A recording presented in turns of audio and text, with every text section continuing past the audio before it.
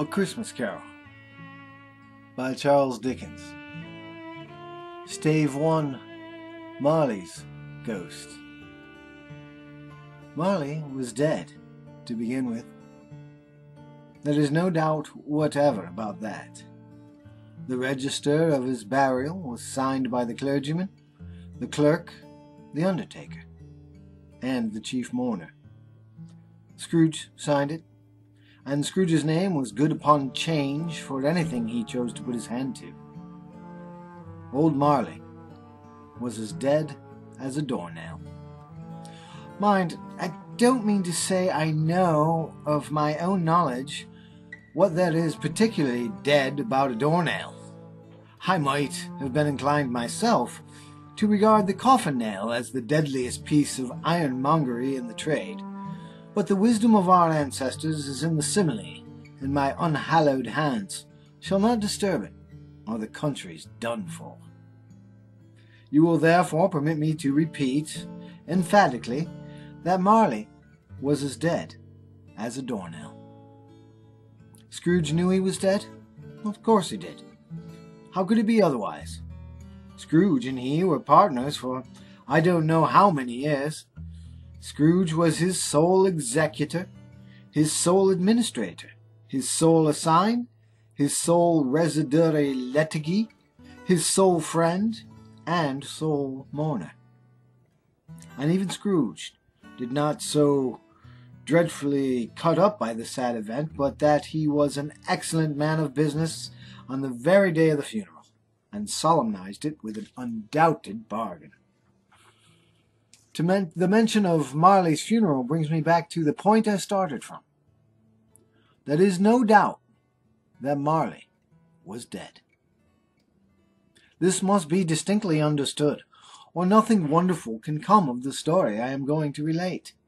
If we were not perfectly convinced that Hamlet's father died before the play began, there would be nothing more remarkable in his taking a stroll that night in an easterly wind upon his own ramparts than there would be in any other middle-aged gentleman rashly turning out after dark in a breezy spot, say St. Paul's churchyard, for instance, literally to astonish his son's weak mind. Scrooge never painted out old Marley's name. There it stood, years afterwards, above the warehouse door. Scrooge and Marley. The firm was known as Scrooge and Marley. Sometimes people new to the business called Scrooge Scrooge, and sometimes Marley, but he answered to both names. It was all the same to him. Oh, but he was a tight-fisted hand at the grindstone, Scrooge. A squeezing, wrenching, grasping, scraping, clutching, covetous old sinner, hard and sharp as flint, from which no steel ever struck out generous fire. Secret and self-contained and solitary as an oyster. The cold within him froze his old features, nipped his pointed nose, shriveled his cheek, stiffened his gait, made his eyes red, his thin lips blue, and spoke out shrewdly in his grating voice. A frosty rime was on his head, and on his eyebrows, and his wiry chin. He carried his own low temperature always about with him.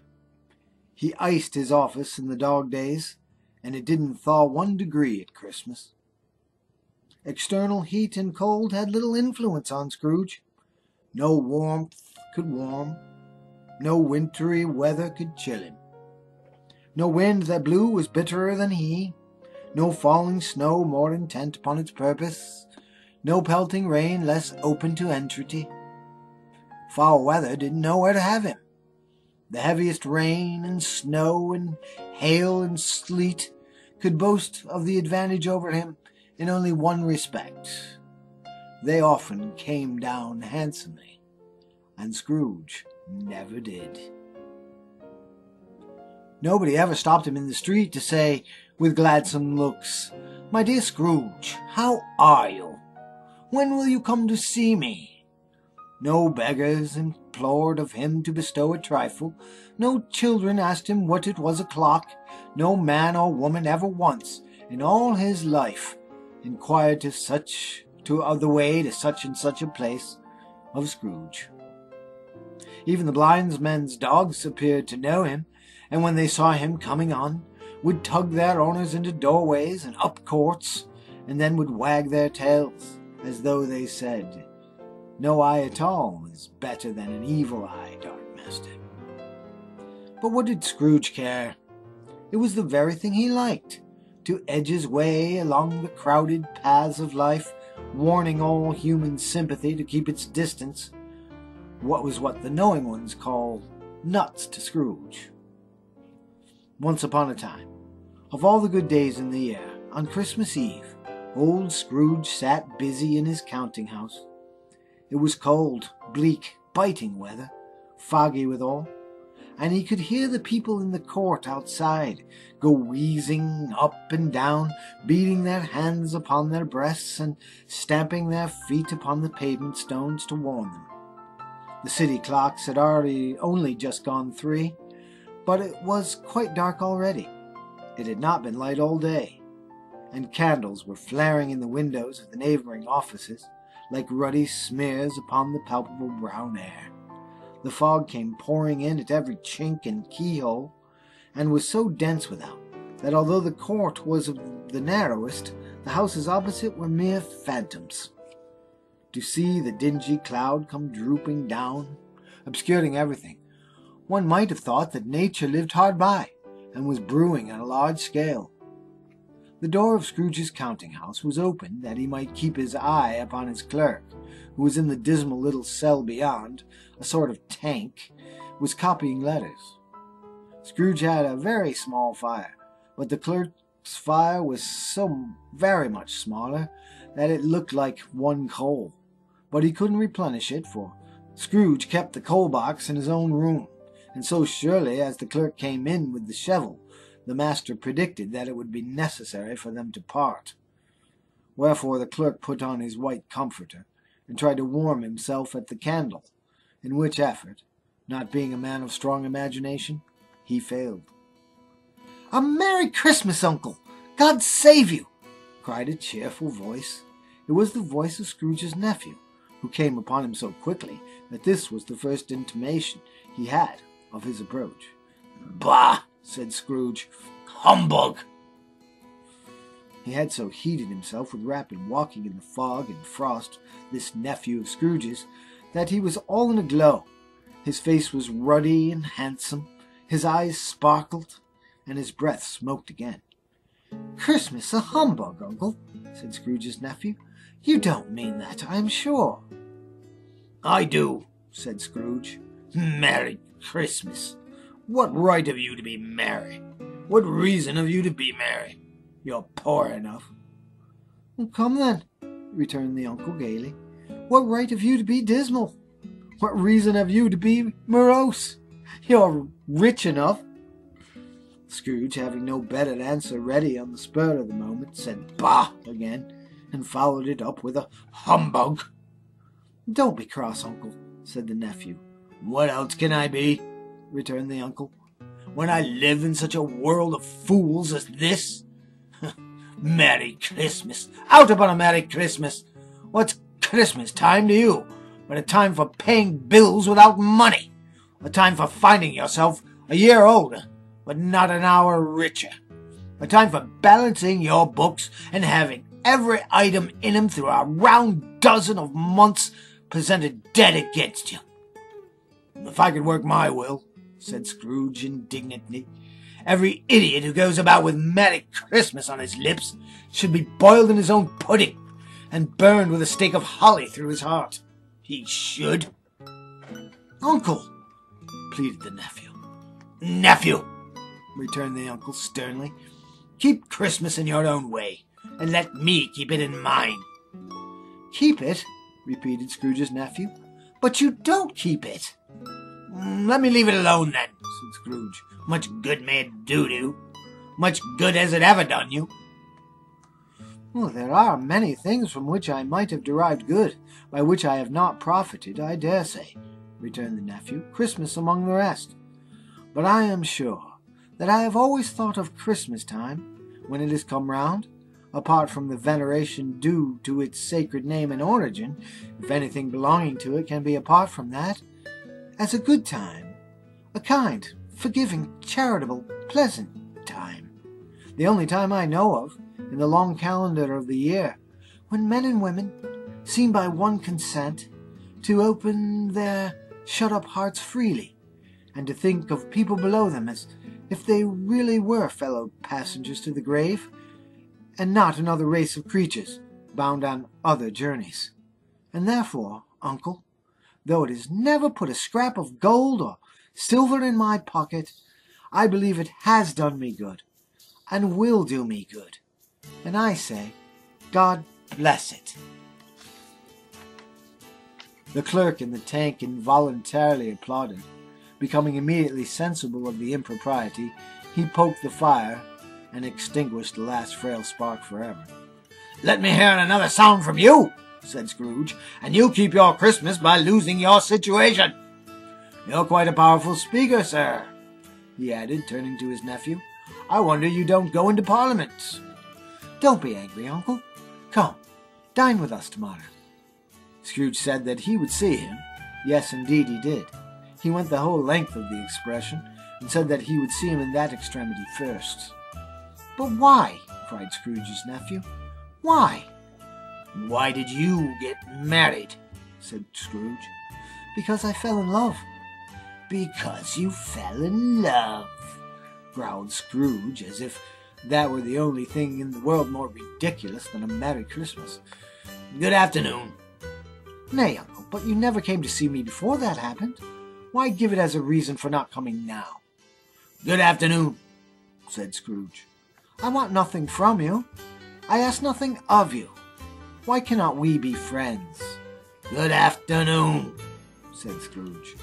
"I am sorry with all my heart to find you so resolute. We have never had a quarrel to which I have been a party. But I have made the trial in homage to Christmas, and I'll keep my Christmas humor to the last. So, a Merry Christmas, uncle." "Good afternoon," said Scrooge, "and a Happy New Year." "Good afternoon," said Scrooge. His nephew left the room without an angry word, notwithstanding. He stopped at the outer door to bestow the greetings of the season on the clerk, who, cold as he was warmer than Scrooge, for he returned them cordially. "There's another fellow," muttered Scrooge, who overheard him. "My clerk, with 15 shillings a week, and a wife and family, talking about a Merry Christmas. I'll retire to Bedlam." This lunatic, in letting Scrooge's nephew out, had let 2 other people in. They were portly gentlemen, pleasant to behold, and now stood with their hats off in Scrooge's office. They had books and papers in their hands, and bowed to him.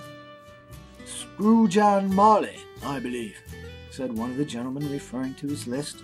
"Have I the pleasure of addressing Mr. Scrooge or Mr. Marley?" "Mr. Marley's been dead these 7 years," Scrooge replied. "He died 7 years ago, this very night." "We have no doubt his liberality is well represented by his surviving partner," said the gentleman, presenting his credentials. It certainly was, for they had been 2 kindred spirits. At the ominous word liberality, Scrooge frowned, and shook his head, and handed the credentials back. "At this festive season of the year, Mr. Scrooge," said the gentleman, taking up a pen, "it is more than usually desirable that we should make some slight provision for the poor and destitute, who suffer greatly at the present time.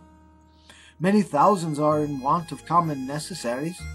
Hundreds of thousands are in want of common comfort, sir." "Are there no prisons?" asked Scrooge. "Well, plenty of prisons," said the gentleman, laying down the pen again. "And the Union workhouses?" demanded Scrooge. "Are they still in operation?" "They are, still," returned the gentleman. "I wish I could say they were not." "The treadmill and the poor law are in full vigor, then?" said Scrooge. "Both very busy, sir." "Oh, I was afraid, from what you said at first, that something had occurred to stop them in their useful course," said Scrooge. "I'm very glad to hear it." "Under the impression that they scarcely furnish Christmas cheer of mind or body to the multitude," returned the gentleman. "A few of us are endeavouring to raise a fund, to buy the poor some meat and drink and means of warmth. We chose this time because it is a time, of all others, when want is keenly felt, and abundance rejoices. What shall I put you down for?" "Nothing," Scrooge replied. "Oh, you wish to be anonymous?" "I wish to be left alone," said Scrooge. "Since you ask me what I wish, gentlemen, that is my answer. I don't make merry myself at Christmas, and I can't afford to make idle people merry. I help to support the establishments I have mentioned. They cost enough, and those who are badly off must go there." "Many can't go there, and many would rather die." "If they would rather die," said Scrooge, "they had better do it, and decrease the surplus population. Besides, excuse me, I don't know that." "But you might know it," observed the gentleman. "It's not my business," Scrooge returned. "It's enough for a man to understand his own business, and not to interfere with other people's. Mine occupies me constantly. Good afternoon, gentlemen." Seeing clearly that it would be useless to pursue their point, the gentleman withdrew. Scrooge resumed his labours with an improved opinion of himself, and in a more facetious temper than was usual with him.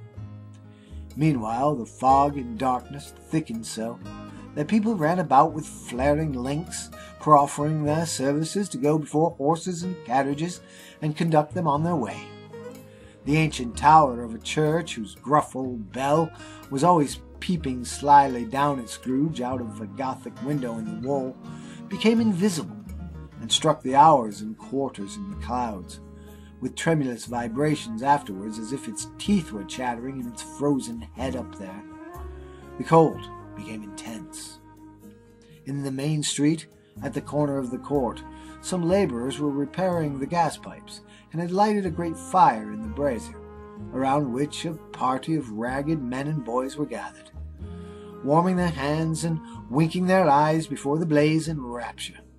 The water plug being left in solitude, its overflowing suddenly congealed and turned to misanthropic ice.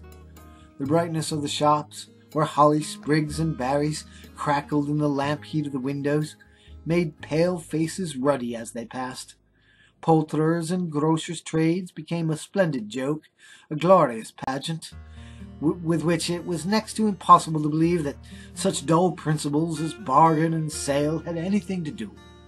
The Lord Mayor, in the stronghold of the mighty mansion house, gave orders to his 50 cooks and butlers to keep Christmas as a Lord Mayor's household should, and even the little tailor, whom he had fined 5 shillings on the previous Monday for being drunk and bloodthirsty in the streets, stirred up tomorrow's pudding in his garret, while his lean wife and the baby sallied out to buy the beef.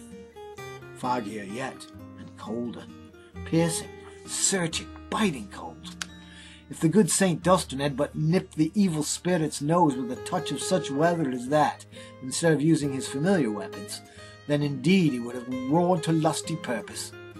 The owner of one scant young nose, gnarled and mumbled by the hungry cold as bones are gnawed by dogs, stooped down at Scrooge's keyhole to regale him with a Christmas carol. But at the first sound of "God bless you, merry gentlemen, let nothing you dismay," Scrooge seized the ruler with such energy of action that the singer fled in terror, leaving the keyhole to the fog and the even more congenial frost. At length the hour of shutting up the counting-house arrived. With an ill will, Scrooge dismounted from his stool, and tacitly admitted the fact to the expectant clerk in the tank, who instantly snuffed his candle out and put on his hat. "You'll want all day tomorrow, I suppose," said Scrooge. "If quite convenient, sir." "It's not convenient," said Scrooge, "and it's not fair. If I was to stop half a crown for it, you'd think yourself ill-used, I'll be bound." The clerk smiled faintly. "Yet," said Scrooge, "you don't think me ill-used when I pay a day's wages for no work." The clerk observed that it was only once a year. "A poor excuse for picking a man's pocket every 25th of December," said Scrooge, buttoning his great coat to his chin. But I suppose you must have the whole day. Be here all the other next morning." The clerk promised that he would, and Scrooge walked out with a growl. The office was closed in a twinkling, and the clerk, with the long ends of his white comforter dangling below his waist, for he boasted no greatcoat, went down a slide on Cornhill at the end of a lane of boys 20 times, in honor of its being Christmas Eve, and then ran home to Camden Town, as hard as he could pelt, to play at Blindsman's Bluff. Scrooge took his melancholy dinner in his usual melancholy tavern, and having read all the newspapers and beguiled the rest of the evening with his banker's book, went home to bed. He lived in chambers that had once belonged to his deceased partner. They were a gloomy set of rooms, in a lowering pile of building up a yard, where it had so little business to be, that one could scarcely help fancying it must have run there when it was a young house, playing at hide-and-seek with the other houses, and forgotten the way out again. It was old enough now, and dreary enough, for nobody lived in it but Scrooge. The other rooms had all been left out as offices. The yard was so dark that even Scrooge, who knew its every stone, was fain to grope with his hands. The fog and frost so hung about the black old gateway of the house that it seemed as if the genius of the weather sat in mournful meditation on the threshold. Now it is a fact that there was nothing at all particular about the knocker on the door, except that it was very large. It is also a fact that Scrooge had seen it, night and morning, during his whole residence in that place. Also that Scrooge had as little of what is called fancy about him as any man in the city of London, even including, which is a bold word, the corporation, alderman, and livery. Let it also be borne in mind that Scrooge had not bestowed one thought on Marley since his last mention of his 7 years dead partner that afternoon. And then let any man explain it to me, if he can, how it happened that Scrooge, having his key in the lock of the door, saw in the knocker, without it undergoing any intermediate process of change, not a knocker, but Marley's face. Marley's face. It was not an impenetrable shadow as the other objects in the yard were, but had a dismal light about it, like a bad lobster in a dark cellar. It was not angry or ferocious, but looked at Scrooge as Marley used to look, with ghostly spectacles turned up on its ghostly forehead. The hair was curiously stirred, as if by breath or hot air, and though the eyes were wide open, they were perfectly motionless. That and its livid color made it horrible, but its horror seemed to be in spite of the face and beyond its control rather than a part of its own expression. As Scrooge looked fixedly at this phenomenon, it was a knocker again. To say that he was not startled, or that his blood was not conscious of a terrible sensation to which it had been a stranger from infancy, would be untrue. But he put his hand upon the key he had relinquished, turned it sturdily, walked in, and lighted his candle. He did pause, with a moment's irresolution, before he shut the door, and he did look cautiously behind at first, as if he half expected to be terrified with the sight of Marley's pigtail sticking out into the hole. But there was nothing on the back of the door, except the screws and nuts that held the locker on. So he said, "Pooh-pooh," and closed it with a bang. The sound resounded through the house like thunder. Every room above, and every cask in the wine merchant's cellars below, appeared to have a separate peal of echoes of its own.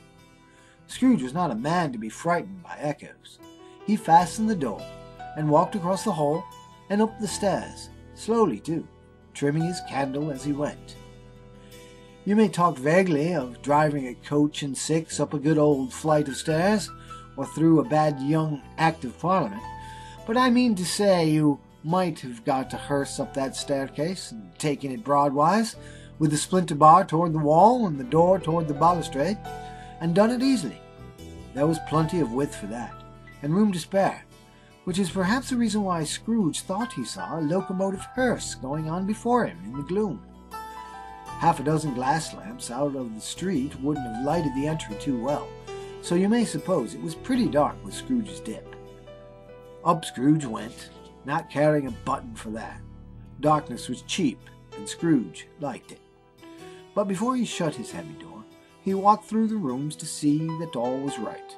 He had just enough recollection of the face to desire to do that. Sitting room, bedroom, lumber room, all as they should be. Nobody under the table, nobody under the sofa. A small fire in the grate, spoon and basin ready, and a little saucepan of gruel, Scrooge had a cold in his head, upon the hob. Nobody under the bed, nobody in the closet, nobody in his dressing gown, which was hanging up in a suspicious attitude against the wall. Lumber room as usual. Old fire guards, old shoes, 2 fish baskets, washing stand on 3 legs, and a poker.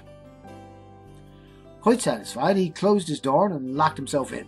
Double-locked himself in, which was not his custom. Thus secured against surprise, he took off his cravat, put on his dressing gown and slippers, and his nightcap, and sat down before the fire to take his gruel. It was a very low fire indeed, nothing on such a bitter night. He was obliged to sit close to it, and brood over it, before he could exact the least sensation of warmth from such a handful of fuel. The fireplace was an old one, built by some Dutch merchant long ago, and paved all round with quaint Dutch tiles, designed to illustrate the Scriptures. There were Cains and Abels, Pharaoh's daughters, queens of Sheba, angelic messengers descending through the air on clouds like feather beds, Abraham's Belshazzars, apostles putting off to sea in butter boats, hundreds of figures to attract his thoughts. And yet, that face of Marley, 7 years dead, came like the ancient prophet's rod and swallowed up the whole. If each smooth tile had been a blank at first, with power to shape some picture on its surface from the disjointed fragments of his thoughts, there would have been a copy of old Marley's head on every one. "Humbug," said Scrooge, and walked across the room. After several turns, he sat down again. As he threw his head back in the chair, his glance happened to rest upon a bell, a disused bell that hung in the room, and communicated, for some purpose now forgotten, with a chamber in the highest story of the building. It was a great astonishment, and with a strange, inexplicable dread, that as he looked, he saw this bell begin to swing. It swung so softly in the outset that it scarcely made a sound, but soon it rang out loudly, and so did every bell in the house. This might have lasted half a minute or a minute, but it seemed an hour. The bells ceased as they had begun together. They were succeeded by a clanking noise, deep down below, as if some person were dragging a heavy chain over the casks in the wine merchant's cellar. Scrooge then remembered to have heard that ghosts in haunted houses were described as dragging chains. The cellar door flew open with a booming sound, and then he heard the noise much louder on the floors below, then coming up the stairs, then coming straight toward his door. "It's humbug still," said Scrooge. "I won't believe it." His color changed, though, when, without a pause, it came on through the heavy door and passed into the room before his eyes. Upon its coming in, the dying flame leaped up, as though it cried, "I know him! Marley's ghost!" and fell again. The same face! The very same! Marley in his pigtail! Usual waistcoat, tights and boots, the tassels on the latter bristling like his pigtail and his coat skirts, and the hair upon his head. The chain he drew was clasped about his middle. It was long, and wound about him like a tail. It was made, for Scrooge observed it closely, of cash boxes, keys, padlocks, ledgers, deeds, and heavy purses wrought in steel. His body was transparent, so that Scrooge, observing him, and looking through his waistcoat, could see the 2 buttons on his coat behind.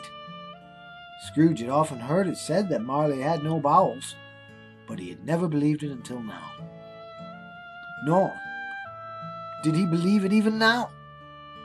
Though he looked the phantom through and through, and saw it standing before him, though he felt the chilling influence of its death-cold eyes, and marked the very texture of the folded kerchief bound about its head and chin, which wrapper he had not observed before, he was still incredulous, and fought against his senses. "How now?" said Scrooge, caustic and cold as ever. "What do you want with me?" "Much." Marley's voice, no doubt about it. "Who are you?" "Ask me who I was." "Who were you then?" said Scrooge, raising his voice. "You're particular for a shade." He was going to say to a shade, but substituted this as more appropriate. "In life, I was your partner, Jacob Marley." Can you sit down?" asked Scrooge, looking doubtfully at him. "I can." "Do it then."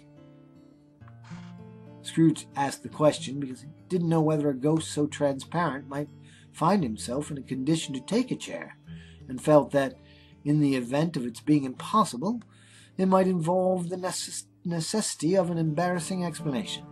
But the ghost sat down on the opposite side of the fireplace, as if he were quite used to it. "You don't believe in me," observed the ghost. "I don't," said Scrooge. "What evidence would you have of my reality, beyond that of your senses?" "I don't know," said Scrooge. "Why do you doubt your senses?" "Because," said Scrooge, "a little thing affects them. A slight disorder of the stomach makes them cheats. You may be an undigested bit of beef, a blot of mustard, a crumb of cheese, a fragment of an underdone potato. There's more of gravy than grave about you, whatever you are." Scrooge was not much in the habit of cracking jokes, nor did he feel in his heart by any means waggish then. The truth is that he tried to be smart as a means of distracting his own attention and keeping down his terror, for the spectre's voice disturbed the very marrow in his bones. To sit staring at those fixed glazed eyes in silence for a moment would play, Scrooge felt, the very deuce with him. There was something very awful, too, in the spectre's being provided with an infernal atmosphere of its own. Scrooge could not feel it himself, but this was clearly the case, for though the ghost sat perfectly motionless, its hair and skirts and tassels were still agitated as by a hot vapor from an oven. "You see this toothpick?" said Scrooge, returning quickly to the charge, for the reason just assigned, and wishing, though it were only for a second, to divert the vision's stony gaze from himself. "I do," replied the ghost. "You are not looking at it," said Scrooge. "But I see it," said the ghost, "notwithstanding." "Well," returned Scrooge, "I have but to swallow this, and be for the rest of my days persecuted by a legion of goblins, all of my own creation. Humbug, I tell you! Humbug!" At this the spirit raised a frightful cry, and shook its chain with such a dismal and appalling noise that Scrooge held on tight to his chair to save himself from falling in a swoon. But how much greater was his horror when the phantom, taking off the bandage round its head, as if it were too warm to wear indoors, its lower jaw dropped down upon its breast. Scrooge fell upon his knees and clasped his hands before his face. "Mercy," he said, "dreadful apparition! Why do you trouble me?" "Man of the worldly mind," replied the ghost, "do you believe in me or not?" "I do," said Scrooge. "I must. But why do spirits walk the earth? And why do they come to me?" "It is required of every man," the ghost returned, "that the spirit within him should walk abroad among his fellow men, and travel far and wide. And if that spirit goes not forth in life, it is condemned to do so after death. It is doomed to wander through the world. Oh, woe is me! And witness what it cannot share, but might have shared on earth and turned to happiness. Again the spectre raised a cry and shook its chain and wrung its shadowy hands. "You are fettered," said Scrooge, trembling. "Tell me why." "I wear the chain I forged in life," replied the ghost. "I made it link by link and yard by yard.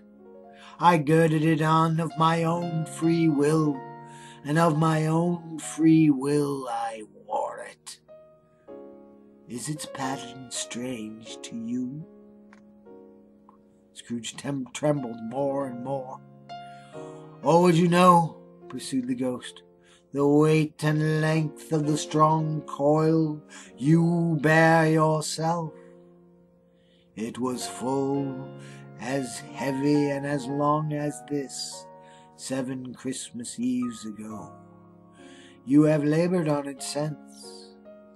It is a ponderous chain." Scrooge glanced about him on the floor, in the expectation of finding himself surrounded by some 50 or 60 fathoms of iron cable, but he could see nothing. "Jacob," he said imploringly, "old Jacob Marley, tell me more. Speak comfort to me, Jacob." "I have none to give," the ghost replied. "It comes from other regions, Ebenezer Scrooge. It is conveyed by other ministers to other kinds of men. Nor can I tell you what I would. A very little more is all permitted to me.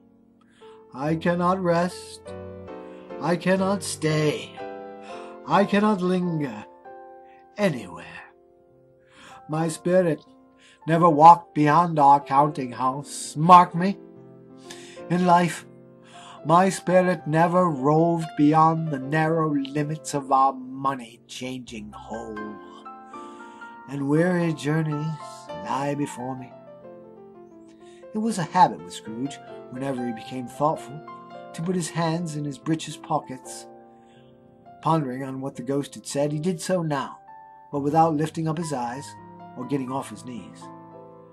"You must have been very slow about it, Jacob," Scrooge observed in a business-like manner, though with humility and deference. "Slow?" the ghost repeated. 7 years dead," mused Scrooge. "And traveling all the time?" "The whole time," said the ghost. "No rest, no peace, incessant torture of remorse." "You travel fast," said Scrooge. "On the wings of the wind," replied the ghost. "You might have got over a great quantity of ground in 7 years," said Scrooge. The ghost, on hearing this, set up another cry, clanked its chain so hideously in the dead silence of the night that the ward would have been justified in indicting it for a nuisance. "O captive, bound, and double-ironed," cried the phantom, "not to know that ages of incessant labor by immortal creatures for this earth must pass into eternity, before the good of which it is susceptible is all developed. Not to know that any Christian spirit, working kindly in its little sphere, whatever it may be, will find its mortal life too short for its vast means of usefulness. Not to know that no space of regret can make amends for one's life's opportunity misused. Yet such was I. Oh, such was I." "But you were always a good man of business, Jacob," faltered Scrooge, who now began to apply this to himself. "Business!" cried the ghost, wringing its hands again. "Mankind was my business. The common welfare was my business. Charity, mercy, forbearance, and benevolence were all my business. The dealings of my trade were but a drop of water in the comprehensive ocean of my business. It held up its chain at arm's length, as if that were the cause of all its unavailing grief, and flung it heavily upon the ground again. At this time of the rolling year, the spectre said, I suffer most. Why did I walk through crowds of fellow beings with my eyes turned down, and never raise them to that blessed star which led the wise men to a poor abode? Were there no poor homes to which its light would have conducted me? Scrooge was very much dismayed to hear the spectre going on at this rate, and began to quake exceedingly. Hear me, cried the ghost. My time is nearly gone. I will, said Scrooge, but don't be hard upon me. Don't be flowery, Jacob, pray. How is it that I appear before you, in a shape that you can see? I may not tell. I have sat invisible beside you many and many a day. It was not an agreeable idea. Scrooge shivered, and wiped the perspiration from his brow. That is no light part of my penance, pursued the ghost.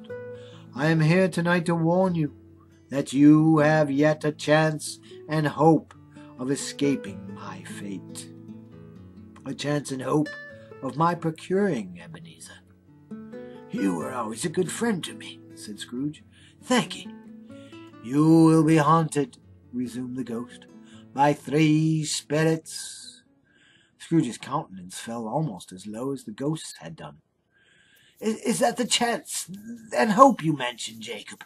He demanded in a faltering voice. It is. I think I'd rather not, said Scrooge. Without their visits, said the ghost, you cannot hope to shun the path I tread. Expect the first tomorrow, when the bell tolls 1. Couldn't I take 'em all at once and have it over, Jacob? Hinted Scrooge. Expect the second on the next night at the same hour, the third upon the next night, when the last stroke of 12 has ceased to vibrate. Look to see me no more, and look that for your own sake you remember what has passed between us. When it had said these words, the spectre took its wrapper from the table and bound it round its head as before. Scrooge knew this by the smart sound of its teeth made when the jaws were brought together by the bandage. He ventured to raise his eyes again, and found his supernatural visitor confronting him in an erect attitude, with his chain wound over and about its arm. The apparition walked backwards from him, and at every step it took, the window raised itself a little, so that when the spectre reached it, it was wide open. It beckoned Scrooge to approach, which he did. When they were within 2 paces of each other, Marley's ghost held up its hand, warning him to come no nearer. Scrooge stopped, not so much in obedience as in surprise and fear, for on the raising of the hand he became sensible of confused noises in the air, incoherent sounds of lamentation and regret, wailings inexpressibly sorrowful and self-accusatory. The spectre, after listening for a moment, joined in the mournful dirge, and floated out upon the bleak, dark night. Scrooge followed to the window, desperate in his curiosity. He looked out. The air was filled with phantoms, wandering hither and thither in restless haste, and moaning as they went. Every one of them wore chains like Marley's ghost. Some few, they might have been guilty governments, were linked together. None were free. Many had been personally known to Scrooge in their lives. He had been quite familiar with one old ghost in a white waistcoat, with a monstrous iron safe attached to its ankle, who cried piteously at being unable to assist a wretched woman with her infant, whom it saw below upon a doorstep. The misery with them all was clearly that they sought to interfere for good in human matters, and had lost the power forever. Whether these creatures faded into mist, or mist enshrouded them, he could not tell. But they and their spirit voices faded together, and the night became as it had been when he walked home. Scrooge closed the window, and examined the door by which the ghost had entered. It was double locked as he had locked it with his own hands, and the bolts were undisturbed. He tried to say humbug, but stopped at the first syllable, and, being from the emotion he had undergone, or the fatigues of the day, or his glimpse of the invisible world, or the dull conversation of the ghost, or the lateness of the hour, much in need of repose, went straight to bed, without undressing, and fell asleep upon the instant.